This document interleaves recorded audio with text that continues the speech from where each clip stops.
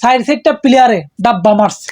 তার মাঝে 1 নম্বরে সাদমান ইসলাম, 2 নম্বরে তানজিদ তামিম, 3 নম্বরে নাজমুল হাসান শান্ত, 4 নম্বরে লিটন দাস।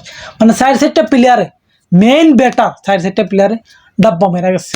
মানে ব্যাটিং আর থাকে না। যদি সাইড সাইডটা প্লেয়ারে তোমার 0 রানে আউট হয়ে যায় গিয়ে টপ অর্ডার, তাহলে তোমার রান আর হইতে কইতে গিয়ে টেস্ট তো সেই জায়গাতে শেষ ম্যাচ। কিন্তু শান্তর যে আউটটা হয়েছে এটা বিতর্ক, পুরাই বিতর্ক। এটা আম্পায়ার অক্ষর গলত করছে, আম্পায়ার অক্ষর পুরাই ভুল ডিসিশন নিছে। বল কত বাইরে, খালি আম্পায়ার আউট ডিসিশনের কারণে এটা রিভিউ নিয়েও বাঁচতে পারছে না তোমার নাজমুল হাসান শান্ত। এই ডিসিশনটা করে ফাক্কা ভুল একটা ডিসিশন দিছে। এই ডিসিশনে আরও পুরো গাঁতো পালা লিছে তোমার এই বাংলাদেশ ক্রিকেট টিমকে। আর না খেলে যেইভাবে খেলছিল, খেলার তো কোনো ধরনই আসেনি আজকে লাইম নাই।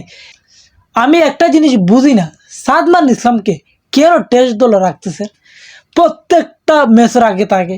আমি আজ পর্যন্ত একটা দিন দেখি নাই সাদমান ইসলামে ভালো একটা ইনিংস খেলতে বা 50 মারতে। আমি আজ পর্যন্ত আমি দেখতেছি না। কিন্তু তাকে বারবার ওপেনিংও দেয়, বারবার ওপেনিংও দেয়। আজকেও দিছে ওপেনিংও, আইয়া ডাব্বা মেরে গেছে। প্রথম বলে আউট হয়ে গেছে ডাইরেক্ট ফার্স্ট বলও।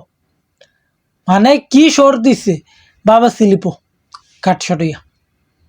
মানে আর হে স্টারকে আজকে করে আগুন লেভেলে বোলিং করছে বা উড়ে। এটা বোলিং মারাত্মক লেভেল। গত ম্যাচের জ্বালা আজকে মিটাইছে স্টারকে, গত ম্যাচের জ্বালা পুরোপুরিভাবে আজকে মিটাইছে।